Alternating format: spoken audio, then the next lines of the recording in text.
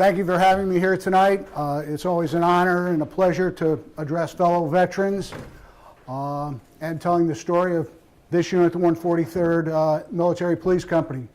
National Guard unit out of Hartford. They're out of West Hartford now. When we deployed, we're out of Hartford. And I make that blanket statement that nobody knows the story about them, even though these are your next door neighbors. Can anybody guess how many Guardsmen and Air National Guardsmen have deployed to combat zones since 9/11? Any guesses? How about 1,000? 2. Do I hear 3? 5. Over 6,000 to combat zones.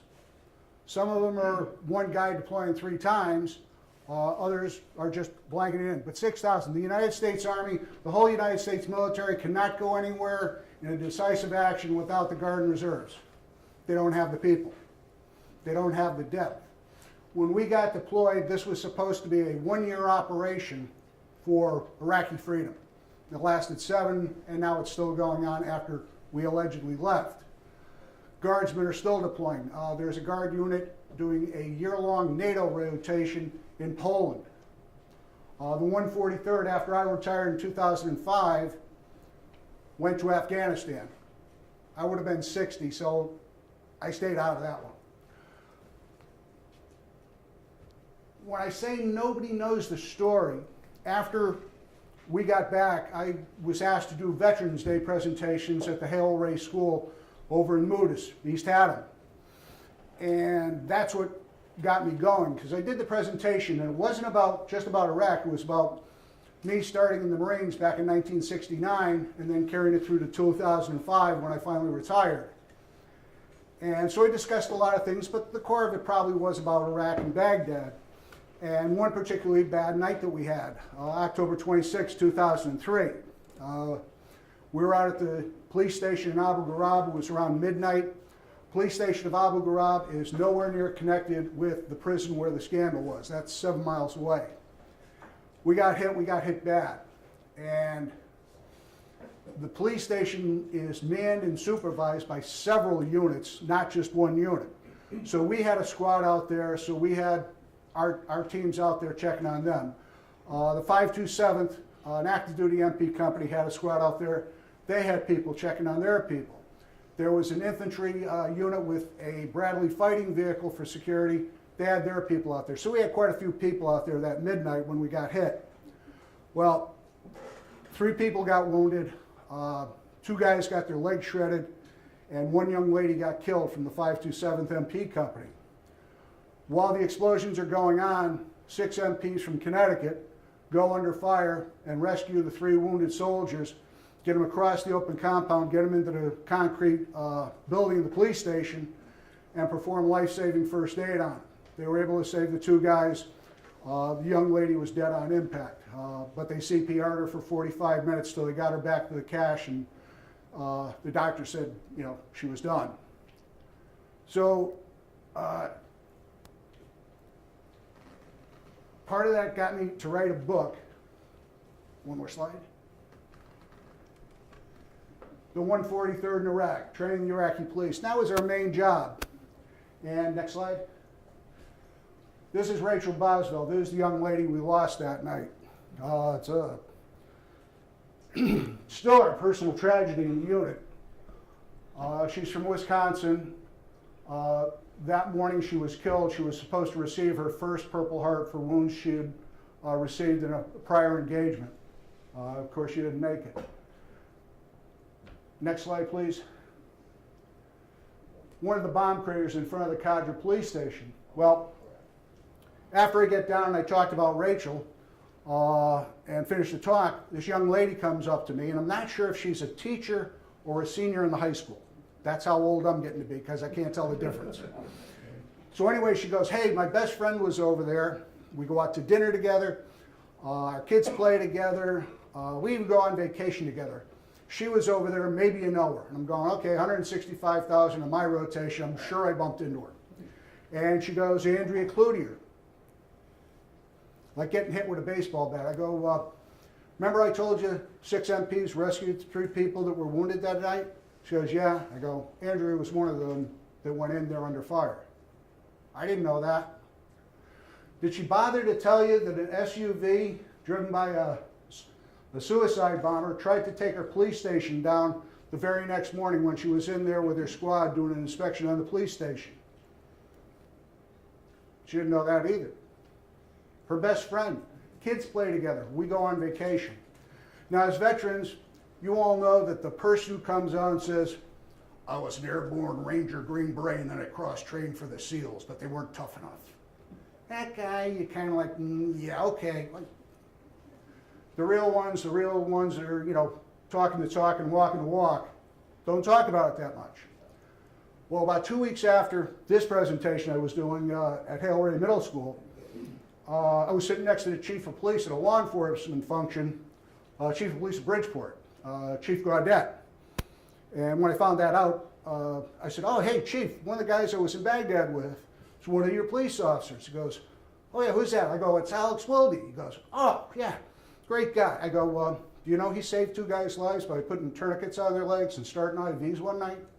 Baghdad at Abu Ghraib? He didn't know. His boss. So this keeps repeating itself because every time I run into somebody who knows somebody in the unit, I relate a story about that soldier. And every time I do, they don't know what I'm talking about because they've never heard it before. Not that it's not true, it's true. So get on the computer. Dear Governor Malloy. Now, we deployed under Governor Rell in '03, but at this time, Governor Malloy was the governor. Dear Governor, did you know that one of the Connecticut State Troopers assigned to your personal security detail is Andrea Cloutier, and that he didn't know it either. Medal Army Commendation with V for Valor for the 6 soldiers who rescued those troops under fire. The governor didn't know. So that was kind of the kick in the pants to get me to write. I figured I'd come up with 100 pages if I tried hard. It turned out to be 444 when I got done. But this was a crater in front of the Abu Qadra police station. Suicide bomber was coming down the street and he's looking up at the police station. Now we were in what was called a monitoring phase. We'd only be in there for 3-4 hours a day, checking records, inventories, payroll, and stuff like that. Well, when they pull in, they put a machine gunner up on top of the roof in a little fighting position up there. And PFC Levi Saucier was the guy who pulled that duty. And he saw the SUV coming down, and there's shops and apartments on the opposite side. But it's a dead end. And so he sees him going down, and the guy is just looking at him. I was going to say I, but I'm not supposed to say I, him. So anyways, Levi just doesn't like this guy. So as the guy gets down, he turns around. He doesn't pull into any of the shops or the apartments. Levi picks up his weapon and puts it, right on him. And the guy sees him, hits the gas, and rams a concrete planter that had been placed as barricades in front of the police station. Got hung up on the barricade, and he blew it. Now, the police station was structurally destroyed. It didn't come down, but all the walls were cracked, all the doors, windows were blown out. 2 of our soldiers, Kenyon and Starn, were wounded, flying glass. Andrea was there, and she was walking like she'd go right out the front door where the blast came through. She did one of these, and she was a step and a half down the side hallway as the blast came out behind her. Step and a half. But nobody knew. Next slide, please. This is looking from the front of the police station across the crater, and those are all Iraqi shops and apartments. We didn't lose anybody on our side. We lost 1 Iraqi police officer, but dozens of civilians were killed or wounded. Next slide, please. This is a position up on top of the police station. If you see these little squares here, those are concrete planters that were on our base. And we had what were called HESCO barriers. They're a chain link fence that fold out into a 4x4 square in line with Tyvek. You come with a payloader and film through rocks and sand or whatever, and you got a barrier, a makeshift barrier. Well, we had that whole thing ringed up with those barriers and concertina wire. And when we went from manning and running the stations to monitoring, the local police officials decided the Americans are out of our station. Well, we're not going to get attacked. Well, Lieutenant Grube, who was the company commander at the time, and Lieutenant Kerfoot decided, yeah, you're going to get some barriers. So 2 at a time, they loaded them up with our 5-ton wrecker, put them on a 2.5-ton truck, and 2 at a time drove them out through the streets of Baghdad to put the barriers back in. It wasn't 3 days from the time they finished to the time the suicide bomber got there. Were there any estimates of how big an explosive it was? No idea. Just packed. There was so much ordnance laying around. It was packed. It was packed. Next slide, please. This is the position Levi Saucier was in, looking down on him. He got blown out of the fighting position. Got banged up in a concussion, but he survived. Next slide. This is the front of the police station. Person in the foreground walking towards us, that's Staff Sergeant Cloutier. That's Platoon Sergeant next to her, Sergeant First Class Lawler, and Lieutenant Kerfoot. You can see the damage to the police station. All the doors and windows were destroyed. The building had to come down. Next. This is an award ceremony for those soldiers on that day and several other days. That's Colonel Garrity shaking Specialist Starnes' hand, who got a Purple Heart for wounds that day. Next to him is Sergeant Jessica Walsh. She was wounded in an IED attack. And next to her, closest guy here, that's Specialist Kenyon. Kenyon was wounded in the Cadre attack. People talk about veterans coming back and having problems and not being successful. Kenyon just completed his PhD in criminal justice. He's a Groton Town police officer. Next slide. The tall guy on the far end there, that's Bartosz Wachowski. And he's straight off the boat from Poland. And he is a sergeant on the New Britain Police Department. He received wounds in an IED attack along with Walsh. Next to him is Sergeant First Class Lawler, Army Commendation Medal V for Valor for the Abu Ghraib attack, along with Staff Sergeant First Class Porter and Staff Sergeant Andrew Cloutier. Next slide. Colonel Garrity's pinning an Army Commendation Medal with V for Valor on Timothy Cochran. Tim, in that photograph, is a specialist.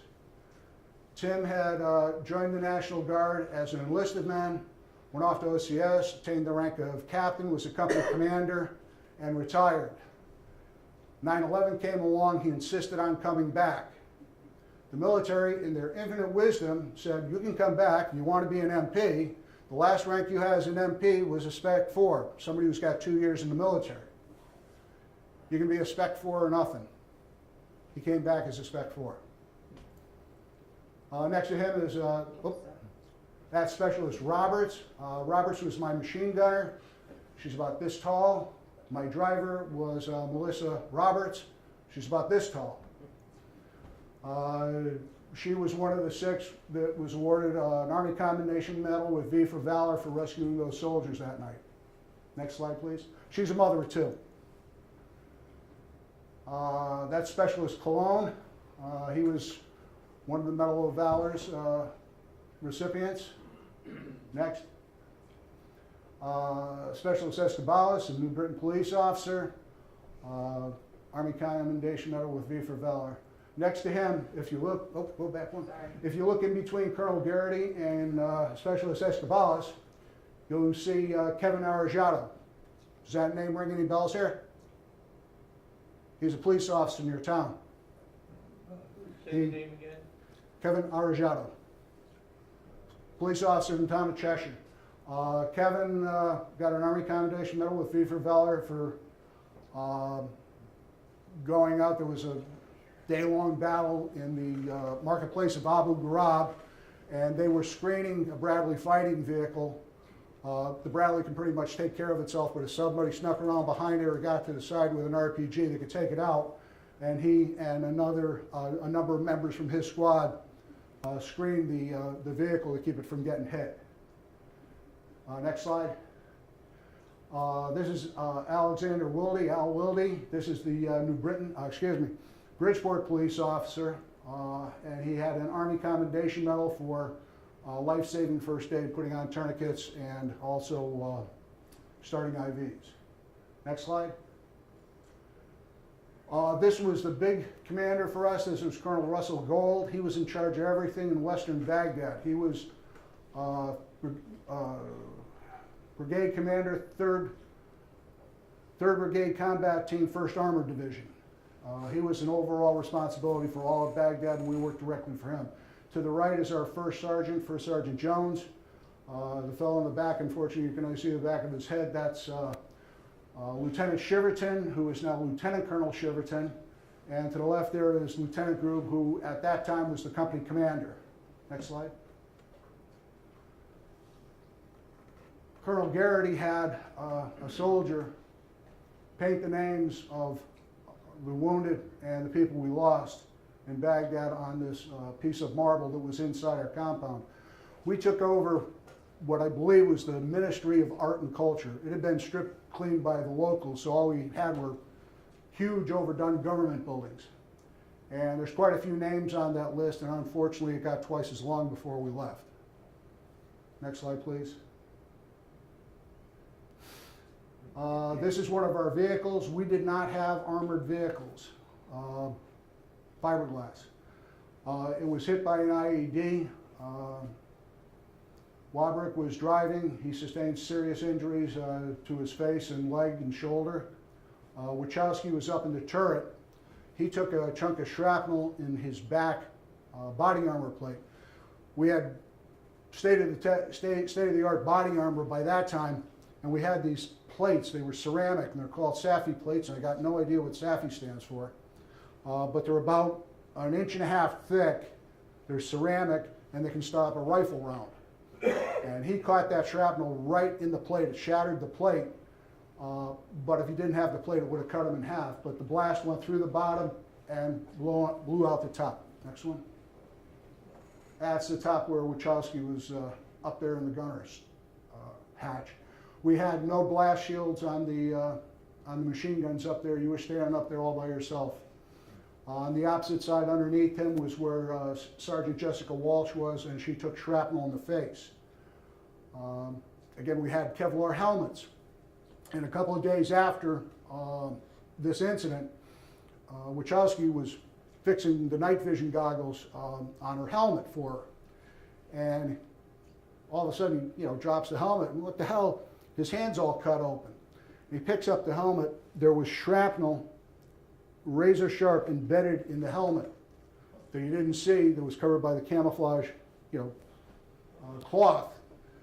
If she did not have her helmet on, or if she did not have a Kevlar helmet, she'd also been dead. Next slide. We sustained quite a few casualties. I'll get into that at the end. And one person remarked, well, you're the National Guard, you can't be expected to operate at the level of the active duty Army. Well, when we got to the 709th, they were supposed to deploy with their headquarters company, 3 MP companies, and a National Guard company would be attached to them to round them out. 709th showed up with one of their companies, a company they had borrowed from another active duty battalion, and 6 National Guard companies. Now, we had depth well beyond what the active duty had. We had veterans going all the way back to Vietnam.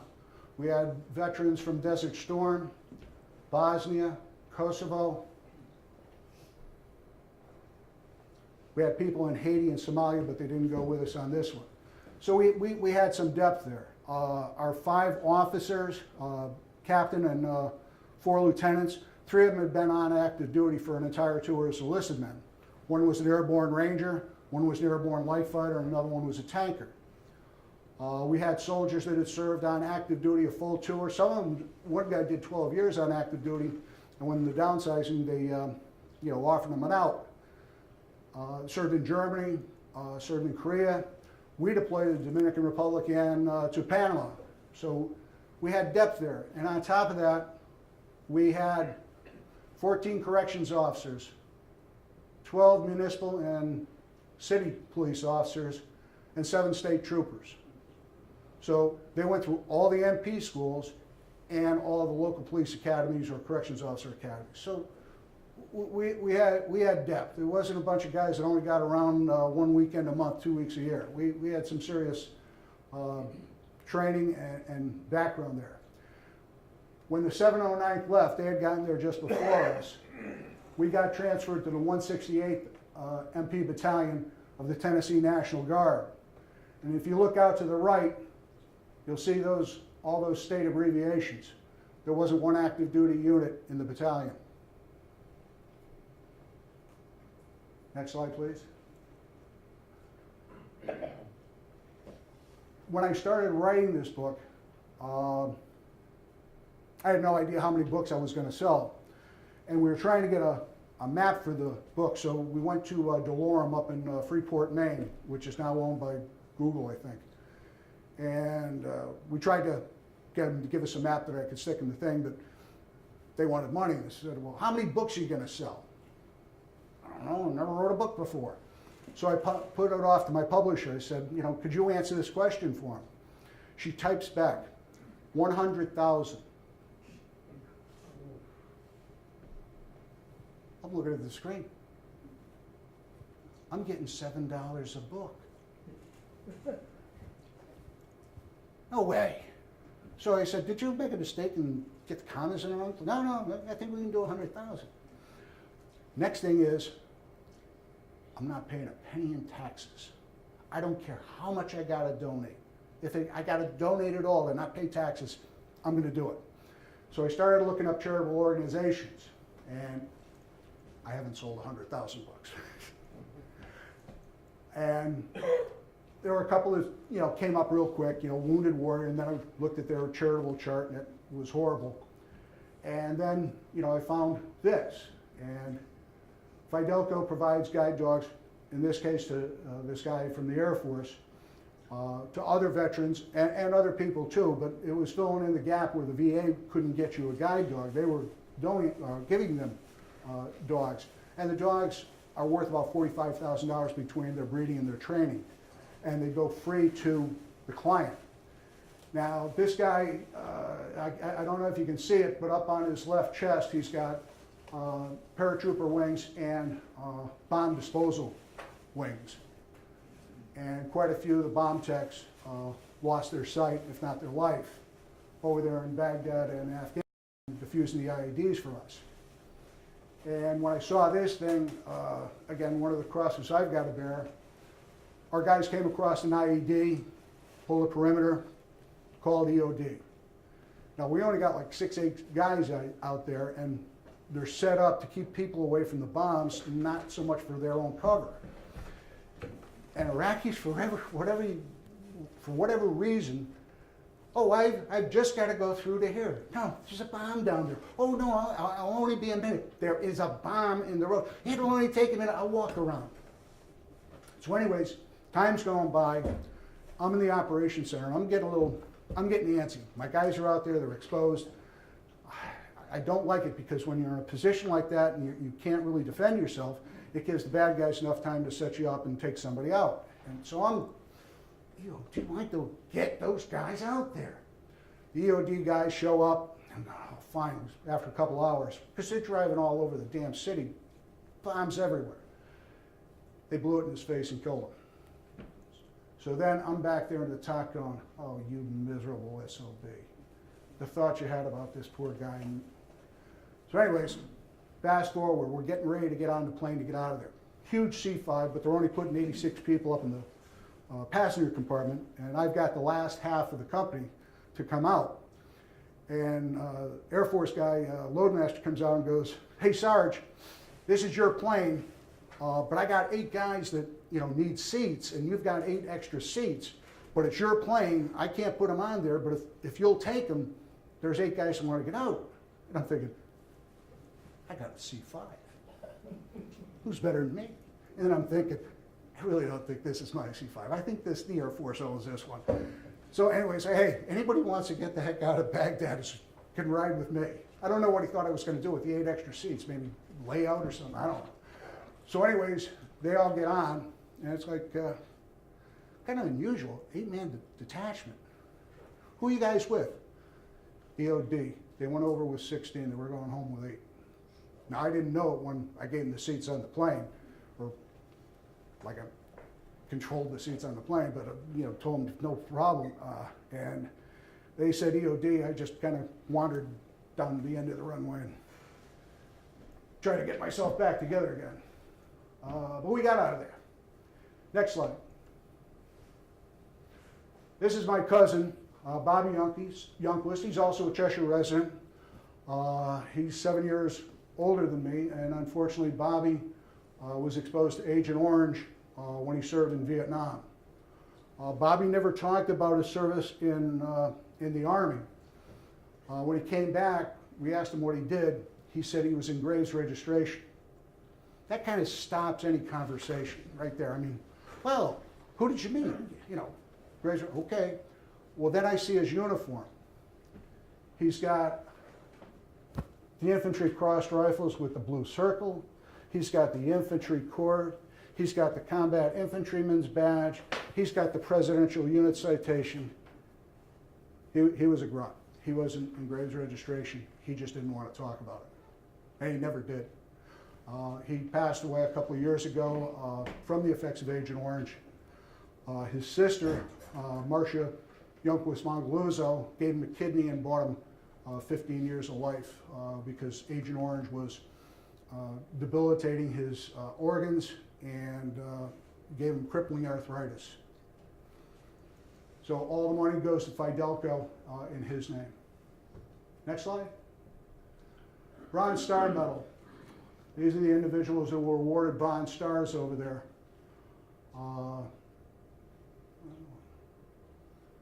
9 of us or something like that. Next slide, please. Combat Action Badge. This actually came out after we returned, but was retroactive to September 11th. Back during World War II, to recognize the infantry soldier from everybody else who was carrying the fight, they came out with the Combat Infantryman's Badge and the Combat Medic Badge. It was for the guys on the front line who were actually doing the fighting and dying more than anybody else. Well, Iraq and Afghanistan changed that because there were no front lines. The front lines were whatever was in front of your windshield, and they started issuing combat action badges. These were awarded to people who were actually in direct combat but weren't infantry. The infantry still gets their combat infantryman's badge. Most everybody in the company qualified for that award. We were in over 50 small arms engagements. 2 of them lasted all day. And another 50 to 75 rocket attacks, grenades, IEDs. Next slide. Army Commendation with V for Valor. This was for bravery under fire at risk of your own life. And those soldiers down there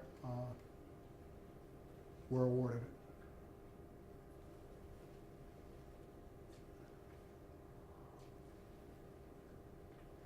Next slide, please. Purple Heart. Well, you're all veterans. You either get wounded or you die to get one of these, and I don't have one of those, fortunately. You don't see any names there. Next slide, please. I couldn't fit them all in.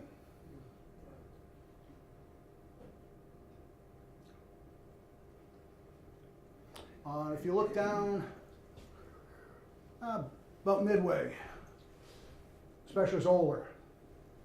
He is now state representative up in Litchfield County.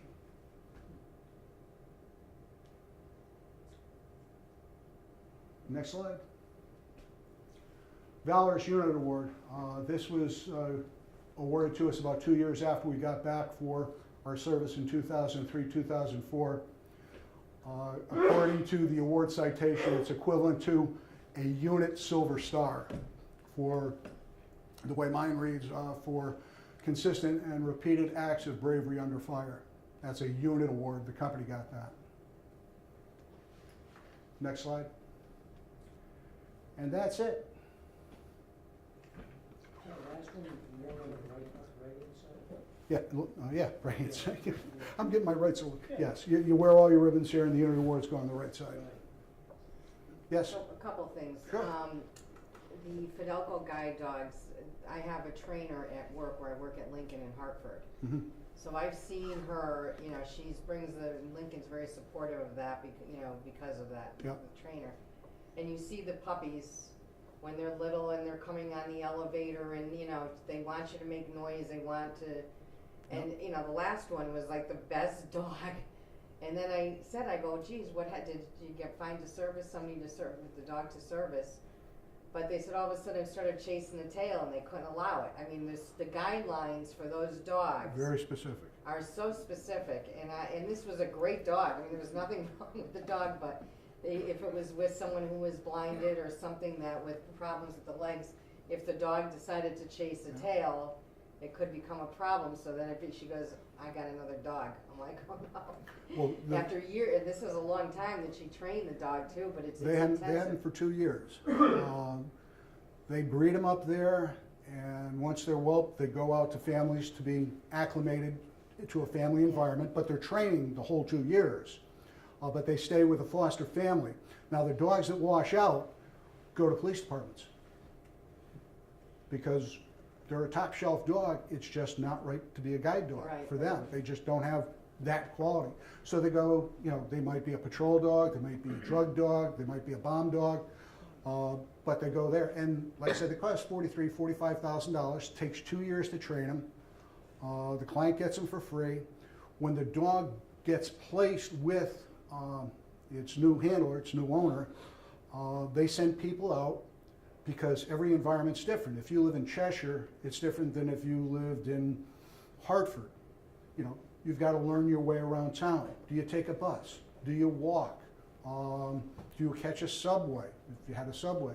And acclimate the dog and the person to the environment so that they're going to function and be able to work as a good team. They go back during the course of the year, see how things are going, and do a retraining every year to make sure everything's tweaked right. And then the dogs are usually good for about 7 years. They're 9 years old, and then they rotate out. And my other question was, you said you went in there for training for the Iraqi police. Mm-hmm. So what kind of,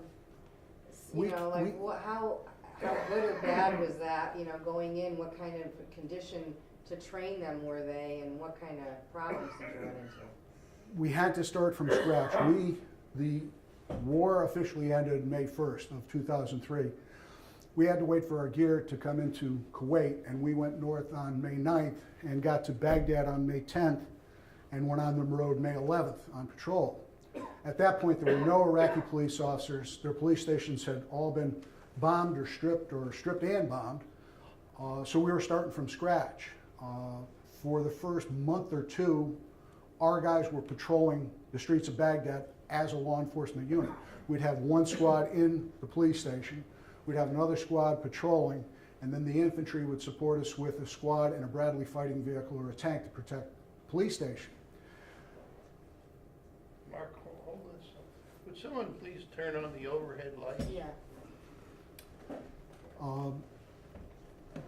Did you always have to work through translators, or did they? Oh no, we had translators.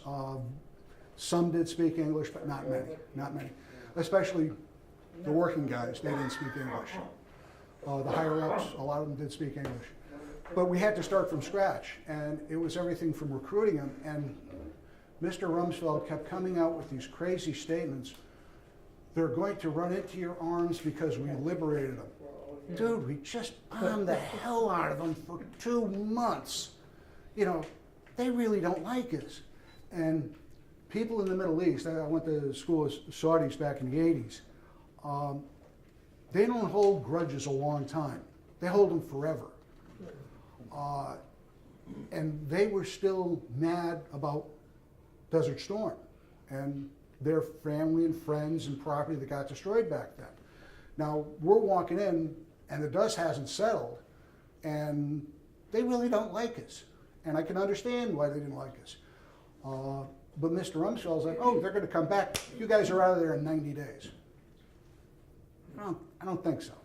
So we had to do everything from doors and windows to chairs and desks and pens and computers, cruisers, gasoline, generators, you name it. Everything that goes into a police station, we had to provide. And we had Mr. Bremer, the ambassador there, and Bernie Carrick, who was the former police commissioner of New York, setting up the police departments allegedly, and Mr. Rumsfeld and their schedule. And we are not meeting their schedule. I mean, these people just, they were telling us we could train the Iraqi police officers in 2 weeks. Now here's Bernie Carrick, NYPD. His guys go through 6 months of training and then 2 months of ride-along with another police officer in the city of New York. And the city of New York does not have an insurgency. And everybody in New York doesn't have an AK-47 where they do in Baghdad. And they came up with 2 weeks. And just some of the crazy things, they decided that they would issue everybody a brand new Glock 40 caliber pistol. It goes about $600 up at Hoffman's. And it's, where the hell did these things come from? All of a sudden, Conex boxes, the big metal container, showed up. Hundreds, if not thousands, of Glock pistols. And we're issuing out the Glock pistols as they go through the police academy range. They get like 60 rounds thrown, learn how to assemble this in 1 day of training. Here's your pistol. Our guys, it's, you know, a week of non-firing, talking about the pistols and the rifles, and a week of firing. And these guys, you know, one morning, here you go, get out of here. So on our monitoring thing, our guys are going out, okay, let's see your payroll. Okay, you've got, you know, 50 AK-47s in your armory. I see 30 here. You only got 15 guys on the road. Where's the other 5? Oh, they're being maintained. AKs don't break. Okay, Ahmed, you got issued a 40 cal. Where is it? Oh, it's in the shop being fixed. Dude, it's brand new. It came out of the box last week. They were selling them on the street. Did you have anything to do with recruitment, or did you just go in and had a team there? Because how hard was that? Different organizations were doing the recruitment. We were doing the ride-along and trying to do, okay, we're running the police station. This is how you run the police station, handing it off to them. They did have, the State Department had gone and recruited retired police officers and police officers from the states who could get time off to come over there and run a training class for 2 or 3 months and rotate through. Well, no, I mean as far as recruiting Iraqis to be in the police force, because they knew that they were putting their lives, because if the Taliban knew that they were part of that. Correct. But they'd set up a desk and there would be a line of people to sign up. Suicide bombers had, during the time we were there, walked into the line, blew themselves up, killing a bunch of potential recruits. The next day, table set up and everybody just walks around the crater. Wow. They shrug it off, get back in the game. One of the things they wanted me to do at the end, or one of the things they volunteered to do at the end, which was really stupid, was to train the Iraqi chiefs and higher ranking officers on executive protection. Because they were getting assassinated left and right. We'd lose a chief or a ranking officer from our districts every week. And it's like, you know, guys, you know, just basic things. You got to carry an AK-47 when you're in transit, because you got your driver. He's got to drive. He can't defend you. And if all you got's a pistol and 3 guys came at you with a rifle, they're dead. Inshallah, inshallah. God's will. They would invoke God's will, kind of like we'd say, you know, well, yes, it is the will of God, or hey, shit happens. And you'd get that from them. And, you know, I'm out there trying to lecture these guys to keep them alive, because they're the hope for Iraq, and they're our hope to get out of there, because if they're dead, we're going to have to stay here and keep going. And they could care less. They could care less. Yes, sir. A lot of these stories about people who were supposedly policemen, but they were really terrorists. Oh, yeah. And they go in and they shoot up the Americans and the other. Did you encounter that one? Not that particular one, but we did have Iraqi police officers lead one of our squads into an ambush. They thought, they were patrolling together, and it's like, oh, we got to go over here. Okay. Well, now we got to go over here. Okay, we're going to sit here for a while, and now we got to go down this street, and it's like, what's going on? So they're going down the street. Next thing you know, the Iraqi police crews disappeared, and people are coming off the roofs, cranking off rounds. They loved this and they hated us, all at the same time. And you could talk to them, and we were the infidels. We were Christians and Jews, and you'd be working with them, and a conversation would go about death to infidels, and go, oh yes, we must carry that out. And it's like, I'm an infidel. And they had no problem with it. They had a pilgrimage the Shia used to do for a death that happened to Ali Hussein, back in 600 AD. And the Sunnis were the one who killed him. Now, those are the two different religious sects there. Well, the coalition decided, we're going to let you have your Hajj. The Sunnis didn't let you have your Hajj or pilgrimage. We're going to let you have your Hajj and your pilgrimage, show just how fair we are, and that you used to be treated as the minority, even though you were the majority population. Everybody's going to be equal. So they have their Hajj, and they go and they slice their heads open, and they bleed all over themselves. They walk down the street whipping themselves to atone for the death of Ali Hussein in 600 AD. And they used that Hajj to protest the coalition being in Iraq. And they wouldn't have had their Hajj if it wasn't for us, and they used it to protest us. Any other questions for Mark? Yes, sir. I don't know, are you aware that Rumsfeld was a complete asshole? Who? Rumsfeld? I don't particularly care for him. Okay, there was a meeting in Washington, supposedly with Bush and Rumsfeld, and a decision was supposedly made what to do with the Iraqi army and police force. And they decided we should let them stay to monitor the country. The gentleman who was running Iraq, the political mastermind, I don't know, Bremer, got with Rumsfeld, and the two of them decided on their own to disband the military, the army, and the police force. Where the hell do you think all those weapons came, and where the hell do you think ISIS got started? The leaders of ISIS are the leftovers from the army, which our idiot politicians disbanded. That's right. And none of this would have happened if they didn't do that. ISIS got our No, don't disagree with anything there. It could have been a lot better. I don't think it'd ever be good for us there. We're just too different. They've been around before Christ, populating these areas in the Middle East. And back before World War I, these were all city-states. They weren't really countries. And then after World War I, the colonial powers, Great Britain, France, Italy, started making lines on maps. And okay, this is Iraq, okay, this is Iran.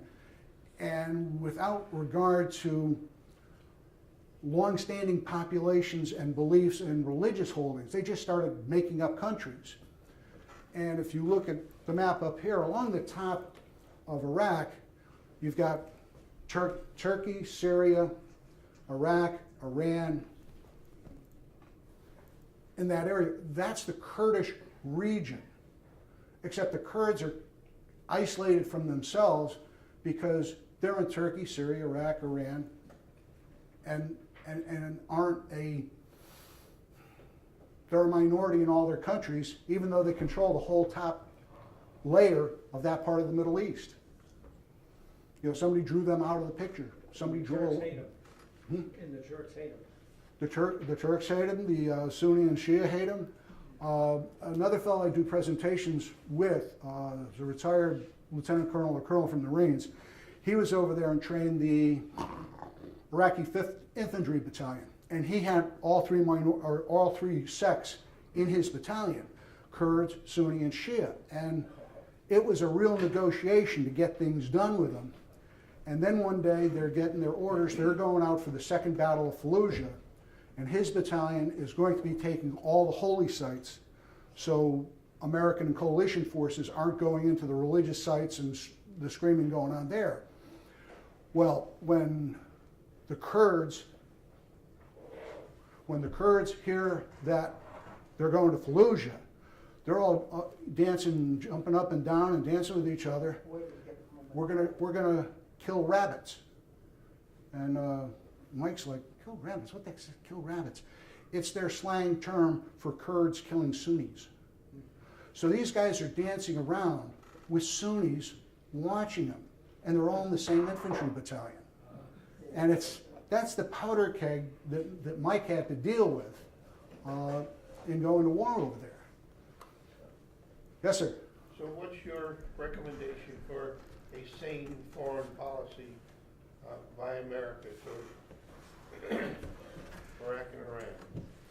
I would be making really big bucks if I had that answer. I don't know.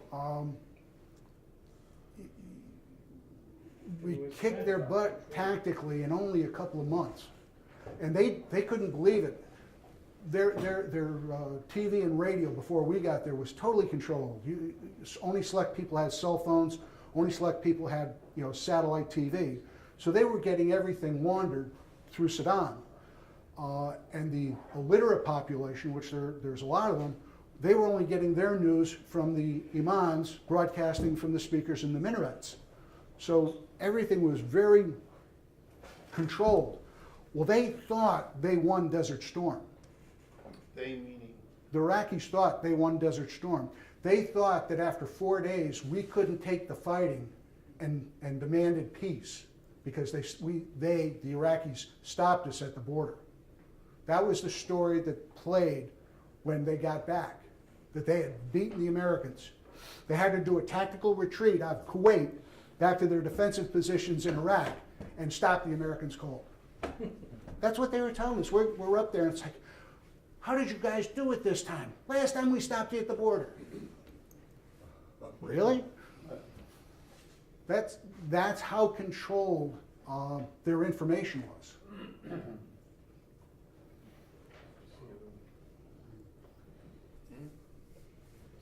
Any other questions? Mark, I just want to ask you a little bit of it, separate from Iraq, your duty there.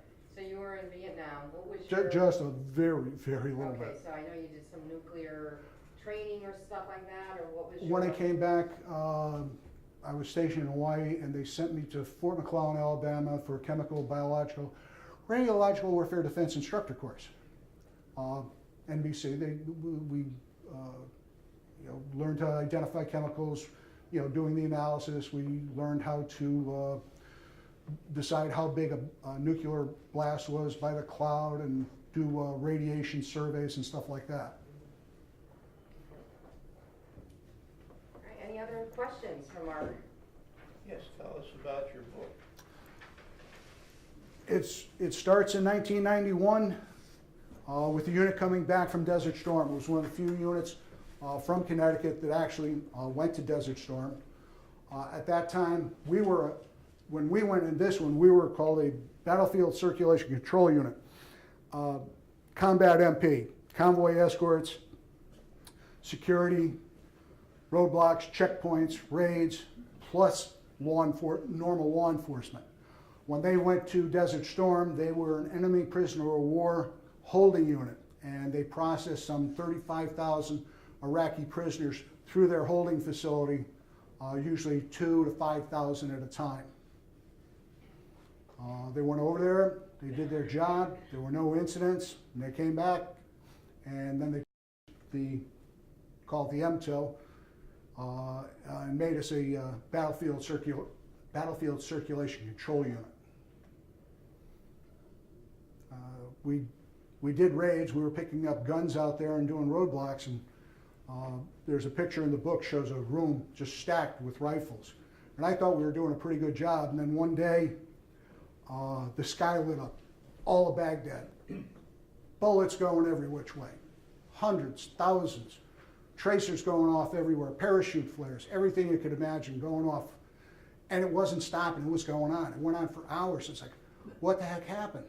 Well, they killed Uday and Qasem Saddam's son. And so everybody was celebrating, all the Shia were celebrating. This happened another couple of months later. Shooting all over them, they got Saddam. But this is shooting, we thought we had confiscated a lot of guns. We didn't even put a dent in it, what they were shooting. And they were shooting everything from little pistols to 50 calibers. And then a third time it happened, and they're shooting again and going, okay, who got captured this time? Iraq beat Iran in a soccer game. Everything over there is a celebration, you shoot. Somebody got married, you shoot. Somebody had a baby, you shoot. Somebody died, you shoot. But when you win a soccer game, you know, you let it go for a couple hours.